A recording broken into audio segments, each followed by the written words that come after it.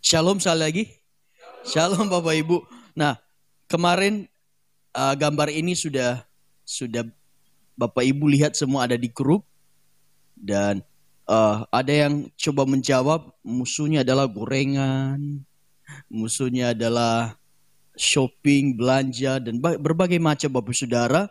Namun ada satu juga yang WA saya japri saya secara pribadi dan dia jawab secara pribadi. Sangat betul yang dia jawab walaupun tidak semuanya Bapak Saudara. Nah, hari ini kita akan belajar Bapak Saudara tentang siapa musuh terbesar kita. Karena kalau kita tidak tahu siapa musuh terbesar kita, bisa jadi kita salah lawan, bisa jadi kita salah sasaran, dan bisa jadi salah korban. Karena tidak tahu lawan kita siapa. Nah, Bapak Ibu Saudara,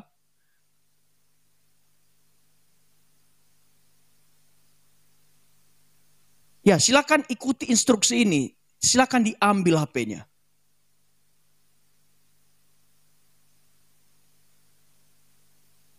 Sudah ambil HP-nya masing-masing? Sudah. Kemudian buka kamera depan.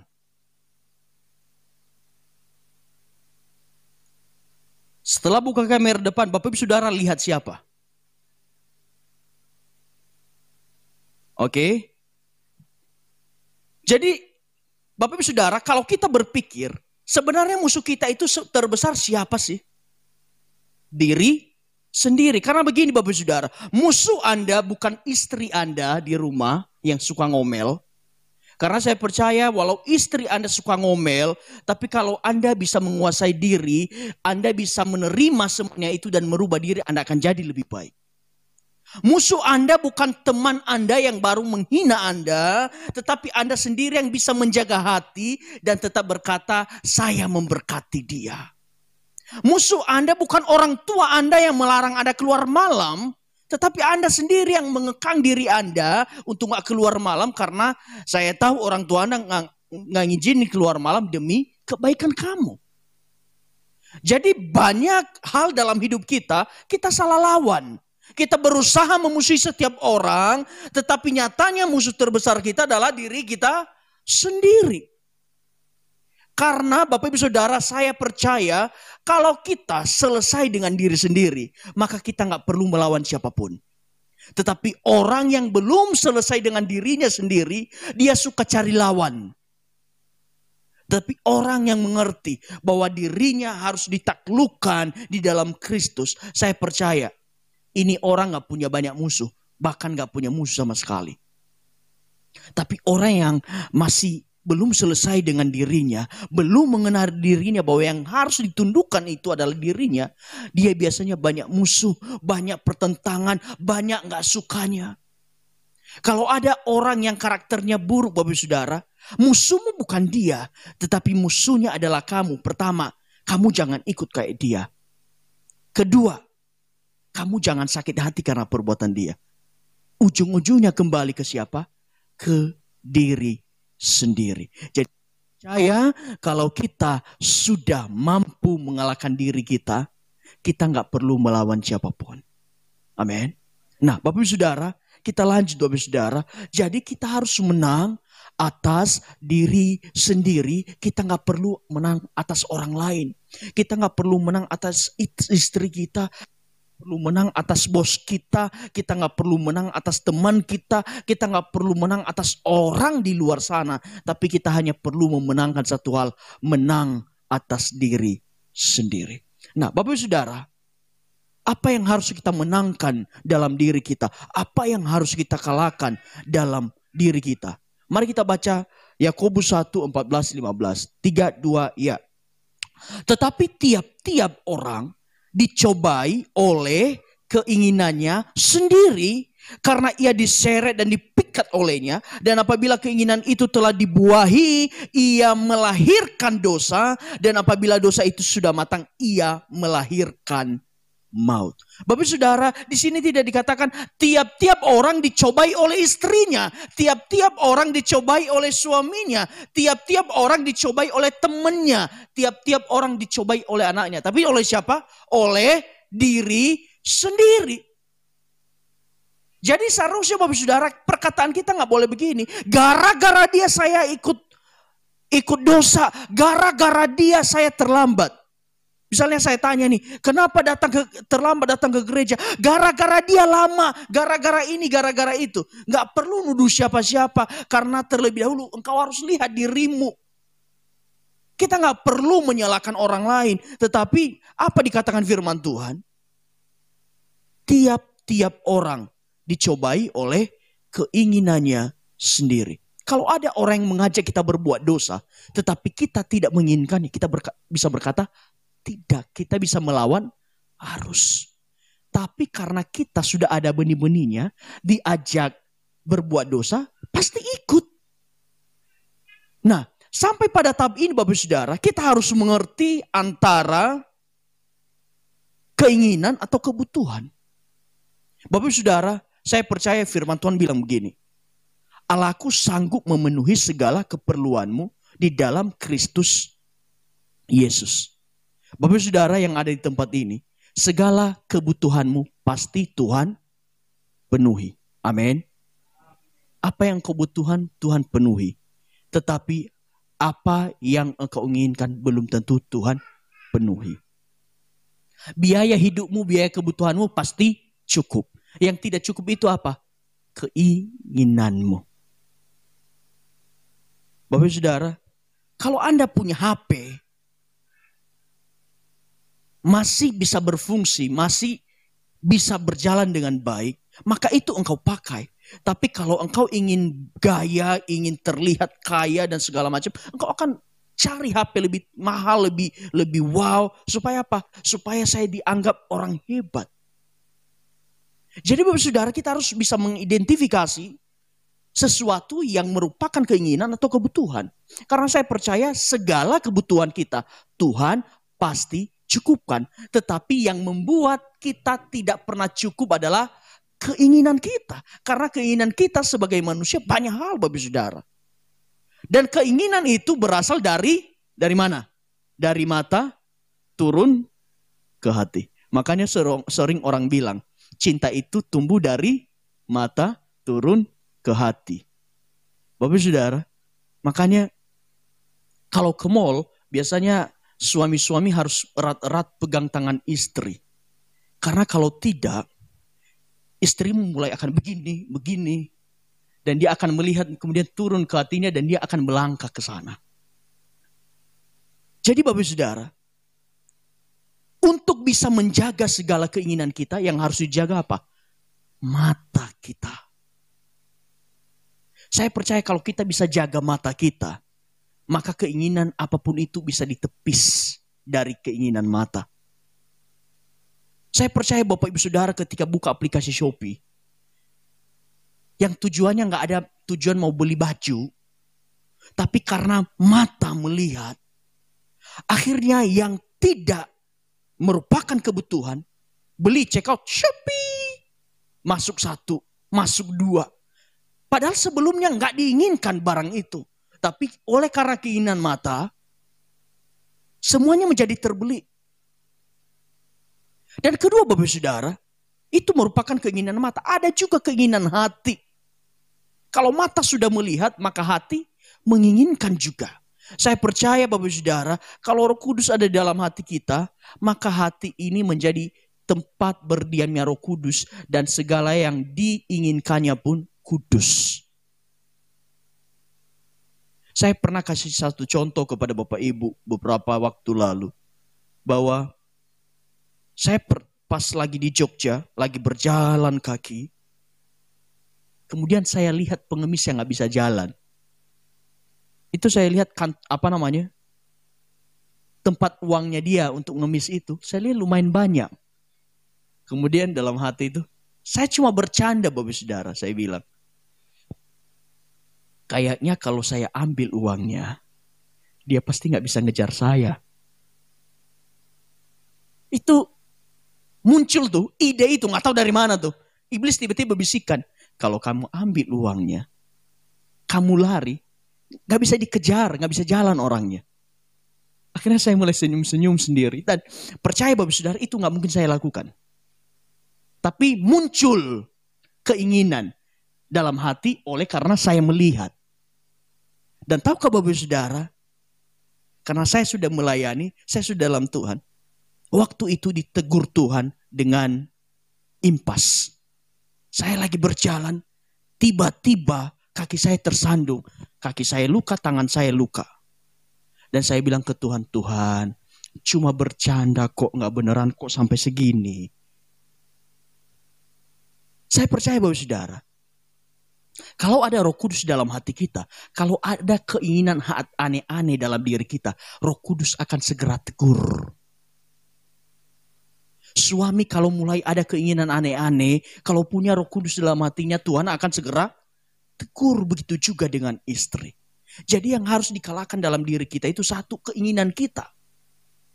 Kalau Roh Kudus ada di dalam hati kita, maka keinginan kita adalah keinginan Roh Kudus. Tapi kalau nggak ada Roh Kudus sama sekali, semua yang kita perlukan, semua yang kita butuhkan adalah keinginan daging. Dan kita belajar minggu lalu, semua keinginan daging itu menghasilkan dosa, dan dosa menghasilkan maut. Bapak Ibu Saudara, keinginan itu akan selalu membawa kita ke dalam pencobaan yang menyeret kita ke dalam perbuatan dosa. Kalau seorang suami mulai jelalatan matanya, dia lihat perempuan lain selain daripada istrinya, maka saat itu juga sudah mulai ada iblis di antara suami dan istri. Maka yang muncul apa? Mulai stalking IG-nya, mulai lihat-lihat, dan mulai ini itu. Dan saya percaya Bapak Saudara, mulai dari keinginan, mulai bertindak dan bertindak, maka pasti akan menghasilkan dosa. Dan keinginan itu bisa dikalahkan dengan, pertama, kita bersyukur. Kita bisa bersyukur kalau misalnya Bapak Saudara, kita hanya punya, saya dulu punya tab yang mereknya aja strawberry. Itu tiap kali saya buka file khotbah, maka yang terjadi adalah ngehang. Dan singkat cerita baru berapa bulan saya pakai, padahal itu juga saya beli Bapak Saudara dulunya. Saya beli dengan harga ya lumayan juga. Tetapi singkat cerita, saya tinggalkan di gereja, tiba-tiba tab itu menggelembung dan gak bisa dipakai lagi. Saya mulai pusing mau pakai apa nih untuk saya bisa ada bahan untuk melihat bahan khotbah saya.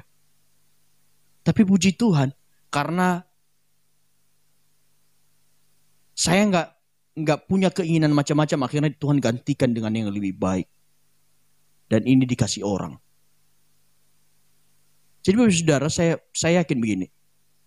Sesuatu yang kita perlukan, Tuhan akan cukupkan. Tuhan akan kirimkan tepat pada waktunya. Tapi yang merupakan keinginan kita, kalau kita nggak pandai bersyukur, gak akan pernah bisa. Ketika masih saya punya tab yang luar biasa lemonya itu, ya udah saya pakai aja. Tapi memang mungkin caranya Tuhan dibikin rusak sampai menggelembung, akhirnya ada ini. Jadi Bapak Ibu Saudara yang ada di tempat ini, kalau Anda punya barang sesuatu, kalau engkau masih menggunakan itu, bersyukurlah. Karena nanti tiba waktunya, Tuhan kasih yang lebih baik. Amin. Tapi jangan pernah berdoa, Tuhan kasih istri lebih baik, karena itu gak akan ganti. Tapi berdoalah istrimu diubahkan Tuhan lebih baik. Kalau barang boleh ganti, kalau istri itu gak akan ganti tuh. Gak ada sejarahnya itu, kecuali melanggar dan berbuat dosa. Kalau suamimu wataknya masih tidak baik, jangan minta ganti sama Tuhan. Tuhan bisa ganti suami gak ya, tukar tambah? Gak bisa. Tapi berdoa, Tuhan ubahkan suamiku menjadi lebih baik lagi. Karena saya percaya Bapak Saudara, Roh Kudus bisa mengubah suamimu yang dari karakternya hancur-hancuran, yang dari karakternya cuek, yang tidak pernah perhatian sama kamu, menjadi super perhatian luar biasa.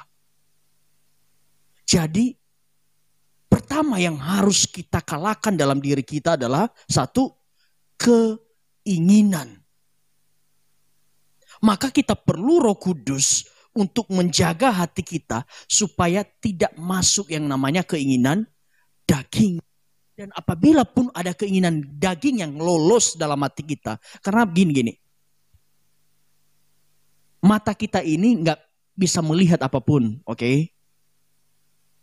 Tetapi pusatnya keputusan di mana? Di hati kita.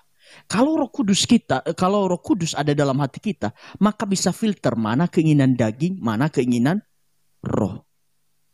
Kita nggak bisa keluar sana, kita tutup mata. Nggak bisa Bapak Ibu Saudara. Saya pernah tinggal bersama istri saya di Bali. Waktu itu masih tunangan.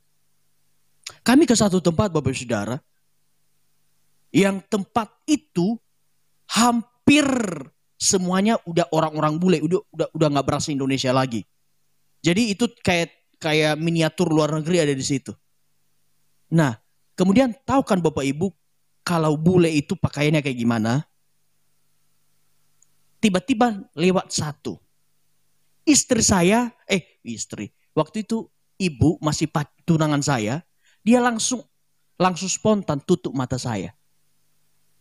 Saya bilang oke, nggak apa-apa.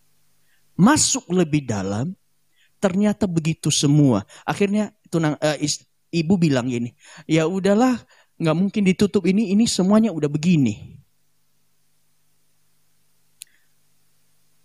Makanya mata kita bisa melihat apapun karena kita nggak bisa nutup mata Bapak Saudara.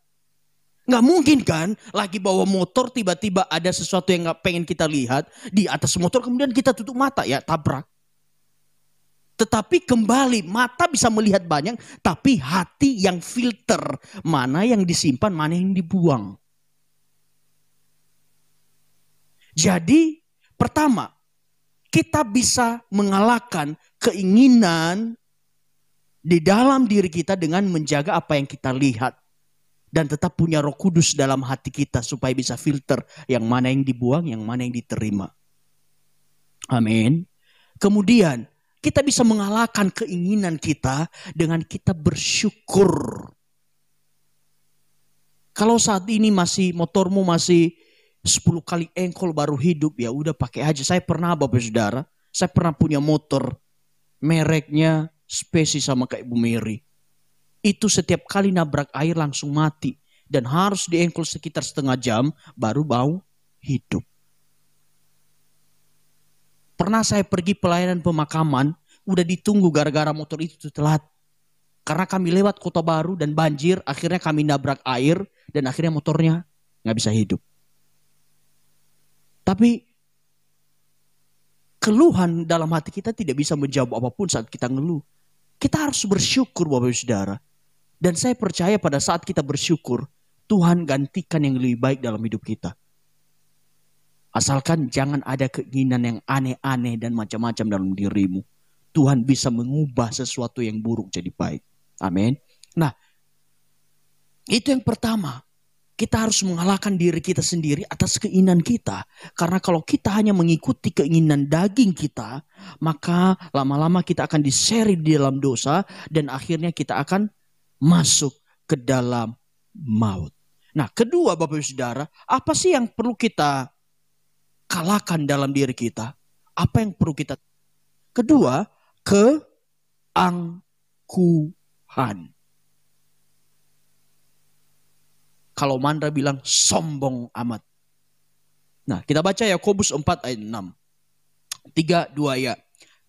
Tetapi kasih karunia yang dianugerahkannya kepada kita lebih besar daripada itu. Karena itu Tuhan bilang gini. Karena itu ya katakan Allah menentang orang congkak tetapi mengasihani orang rendah hati.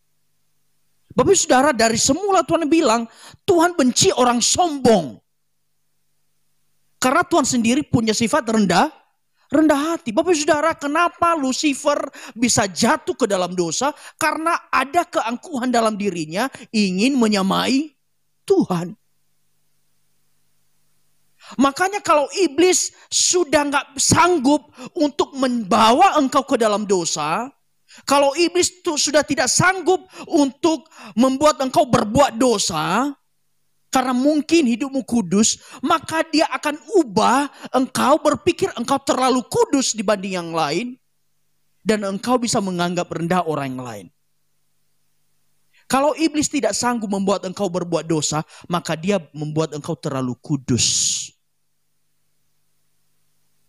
Kalau iblis tidak sanggup membuat engkau berbuat dosa, maka dia akan berusaha membuat engkau berpikir bahwa engkau bukan orang berdosa, engkau orang kudus, engkau orang suci.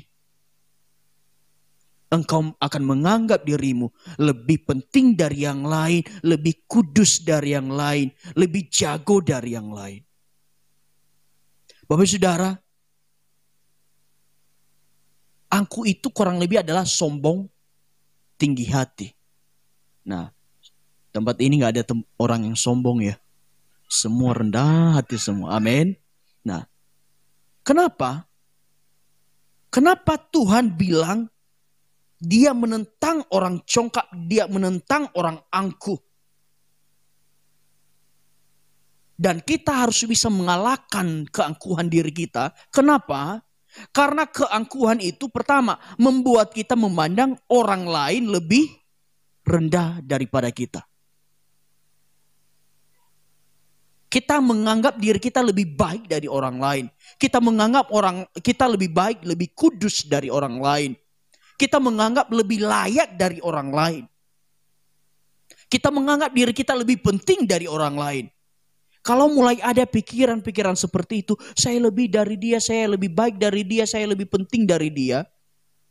Bapak Saudara, tanpa kita sadari kita punya sifat angkuh dan sombong. Kalau kita mudah tersinggung, kalau kita nggak disapa, jangan-jangan ada benih kesombongan dalam dirimu. Saya secara pribadi Bapak Saudara, saya sudah belajar lama tentang hal ini, tentang cuek. Kalau orang nggak sapa saya, nggak masalah. Kalau orang nggak nganggap saya, nggak masalah bagi saya. Kalau orang tidak menghormati saya, sangat tidak masalah bagi saya. Karena yang perlu saya jaga hati saya. Orang lain bisa berbuat macam-macam di luar sana. Tetapi engkau harus bisa tetap menjaga hatimu. Jangan sampai muncul keangkuhan. Jangan sampai gini. Oh, kamu nggak sapa saya. Oke, nanti juga nggak akan saya sapa. Oh, kamu nggak mau berbagi dengan saya? Oke, saya juga nggak akan berbagi dengan kamu. Keangkuhan itu tandanya apa? Ketika kita berusaha membalas perbuatan orang lain yang buruk. Bapak Saudara, kemudian keangkuhan itu membuat kita menyakiti orang lain. Kalau kita orang yang sudah sombong, dari cara duduk kita saja, kita bisa menyakiti orang lain. Dari omongan kita, kita bisa menyakiti orang lain. Mari saya kasih tahu kepada Bapak Saudara. Tahukah Bapak Saudara, ketika kita menyakiti orang lain, walaupun kita sudah minta maaf, tapi tidak otomatis orang itu akan sembuh. Makanya kenapa kita perlu jaga perkataan kita, jaga sikap kita, jangan sampai menyakiti orang lain. Karena sekalipun dirimu sudah minta maaf, itu tidak akan sembuh dengan total. Tahu Bapak Saudara, paku dan palu, kalau misalnya mimbar ini dipaku dengan pakai palu di dalam sekali. Kemudian kita minta maaf, artinya apa? Kita cabut pakunya. Saya mau tanya, bekasnya hilang gak? Gak hilang. Dia butuh usaha lebih lagi untuk menghilangkan itu. Jadi makanya kita orang Kristen, kita jemaat GBH tempat ini, kita harus sangat menjaga setiap perkataan kita. Jangan sampai menyakiti orang lain.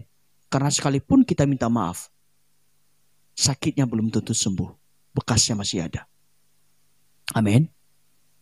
Nah, Bapak Saudara, kemudian orang yang angkuh itu tidak mengampuni karena tidak mau mengampuni. Karena sifat orang angkuh itu apa? Merasa paling benar. Susah minta maaf. Karena merasa dia paling benar. Makhluk terkuat di bumi. Ya, ini relatif Bapak Saudara, tapi memang istri-istri kita di rumah ini memang orang paling benar sedunia. Ya. Kemudian apa? Tidak mau mengakui kesalahan. Orang angkuh tidak mau mengakui kesalahan karena dia merasa benar juga. Dan orang angkuh itu biasanya apa? Mudah tersinggung. Kalau kita punya karakter mudah tersinggung, berarti kita punya benih-benih keangkuhan, kesombongan dalam diri kita. Saya nggak mau kasih contoh orang lain Bapak Saudara. Tapi saya sebagai gembala Bapak Saudara, saya belajar untuk tidak tersinggung. Kalau saya jadi orang yang mudah tersinggung, saya bisa tersinggung kepada Bapak Ibu Saudara semua. Tapi saya belajar untuk menaklukkan diri saya supaya tidak mudah tersinggung. Kalau orang misalnya nggak sapa saya bilang mungkin dia nggak lihat. Kalau orang nggak mau ngomong kepada saya nggak lihat buruknya dia, saya cuma bilang mungkin hatinya lagi nggak beres, nggak apa-apa. Nanti kalau sudah beres hatinya, nanti balik ngomong lagi. Jadi sebenarnya Bapak Saudara, saya mau tanya kepada kita, yang membuat kita berdosa orang lain apa diri sendiri? Diri sendiri. Karena biar orang lain mancing kita untuk marah, kalau hati kita sudah beres, maka nggak pengaruh. Dan saya tahu Bapak Saudara, orang yang merendahkan dirinya di bawah tangan Tuhan, itulah orang paling hebat. Makanya dibilang dalam firman Tuhan, orang sabar melebihi seorang pahlawan yang merebut kota.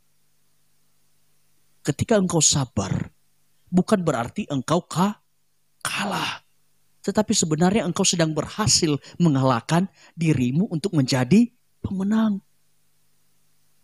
Saya cukup tahu Bapak Saudara, pernah sekali ketika saya mungkin selisih paham dengan istri saya sadar akhirnya. Tahu nggak? Ketika kita lagi marah, kalau kita mulai jawab satu kata, maka biasanya seperti disiram bensin, makin semangat untuk berkata-kata. Bukan hanya sama istri, sama suami, sama teman. Kalau kita sudah mulai menjawab, maka percayalah itu makin besar. Makanya firman Tuhan bilang, tetaplah marah, berkata-katalah dalam hatimu, tetapi tetap diam. Karena pada saat engkau diam, iblis tidak mencuri apapun dalam dirimu. Tapi ketika engkau sudah mulai berkata-kata, engkau cenderung bisa menyakiti orang lain dan bisa menghancurkan dirimu sendiri. Jadi Bapak Ibu Saudara, yang perlu kita kalahkan dalam diri kita adalah keangkuhan kita. Dan untuk bisa melawan keangkuhan, maka kita harus memiliki kerendahan hati. Ada sudah dua Bapak Saudara, yang perlu kita kalahkan dalam diri kita. Satu, keinginan.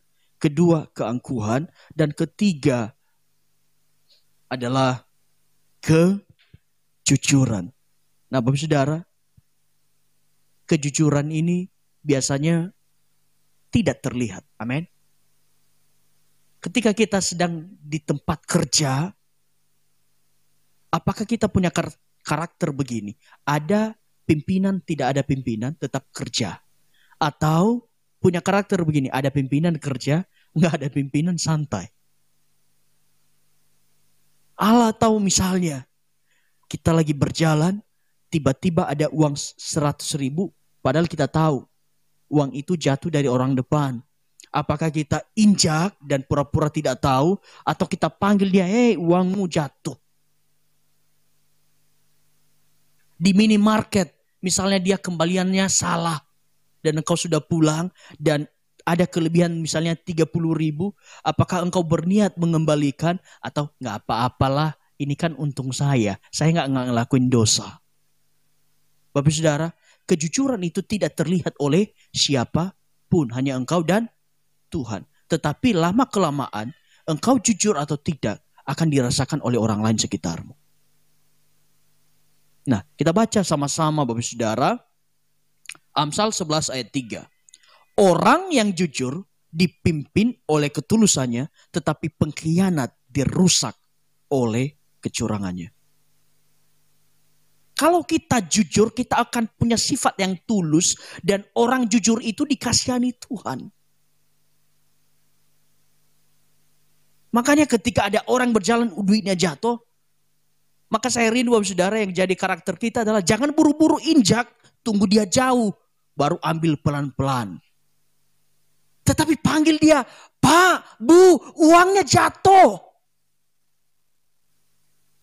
Kami pernah mengalami satu hal, kami belanja di di satu supermarket, minimarket.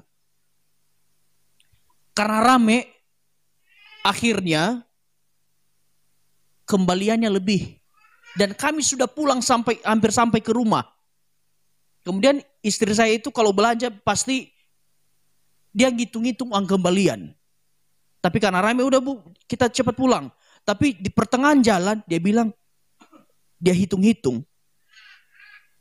Akhirnya dia bilang ke saya, lebih kembaliannya. Dan akhirnya dia suruh saya putar balik. Pergi kami kembalikan.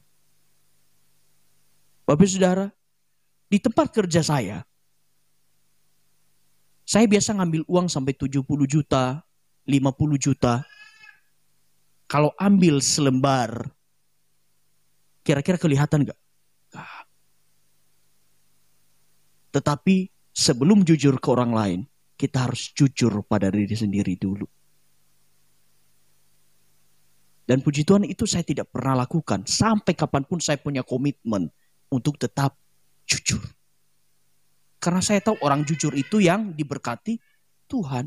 Karena hasil dari kecurangan gak akan pernah jadi apa-apa.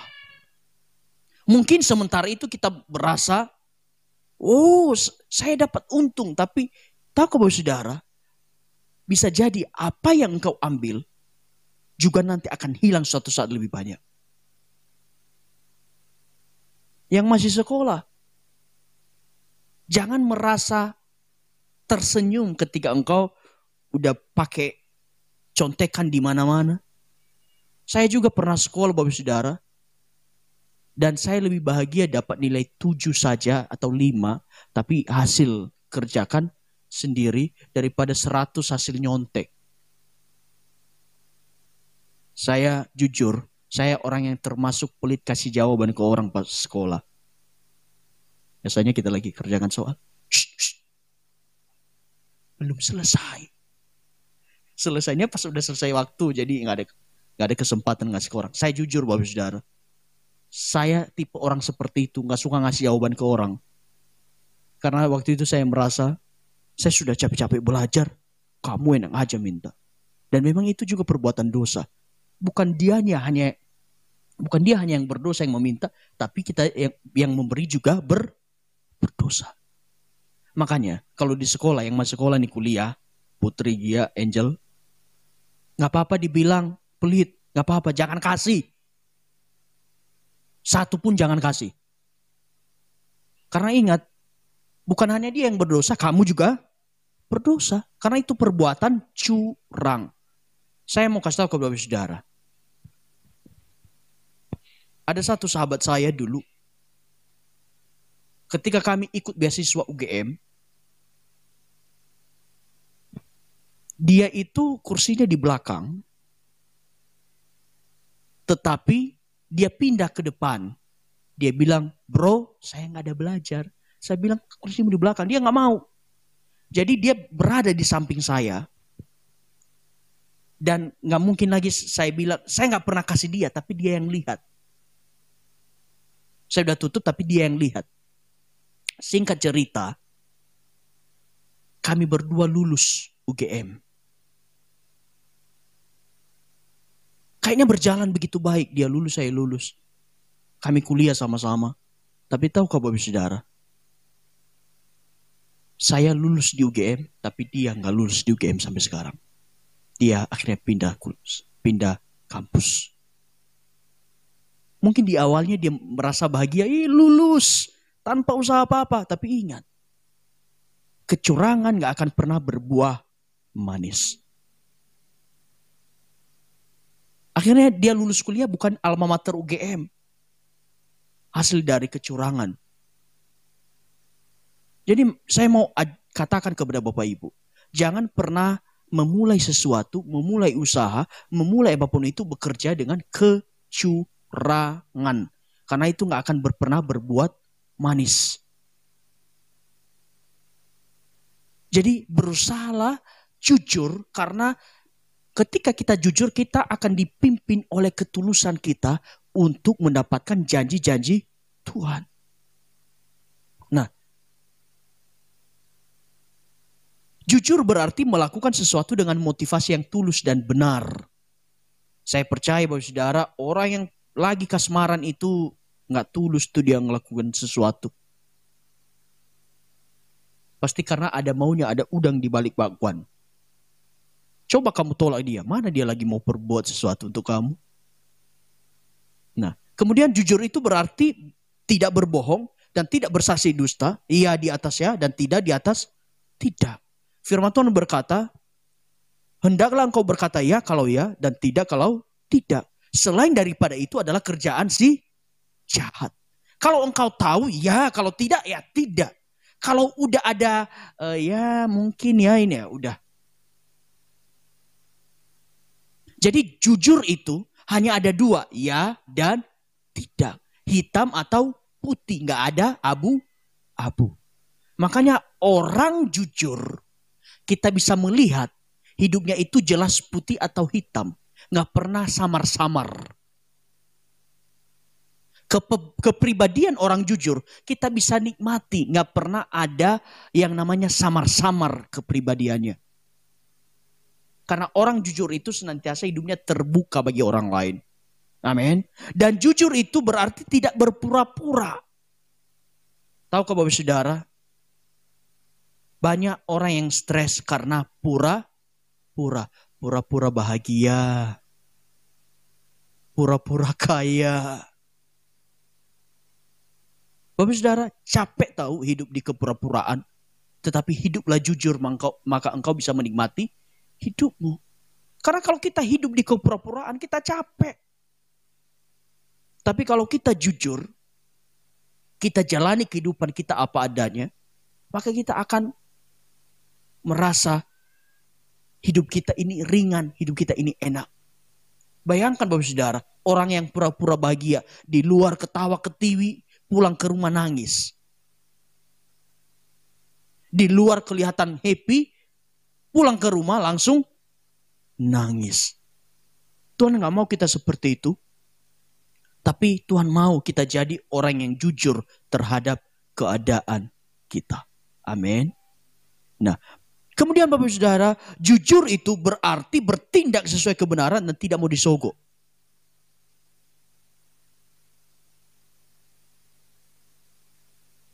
Termasuk kalau pemilu. Anda jujur nggak pilih pilihanmu siapa? Atau kamu pilih karena dikasih uang 150? Jujur itu orang jujur nggak mau disogok. Dan puji Tuhan, sampai sekarang, saya pribadi ya, dari saya punya hak pilih. Sampai sekarang, saya nggak pernah terima uang itu. Tapi saya pilih sesuai hati nurani saya mau pilih siapa. Terlepas dari dia mau kalah atau mau menang. Jadi Bapak Saudara, jujur juga itu harus dalam keadaan baik dilihat orang maupun tidak dilihat orang. Jujur itu apa sih? Ada orang gak ada orang, kita kerjakan. Termasuk di melayani Tuhan.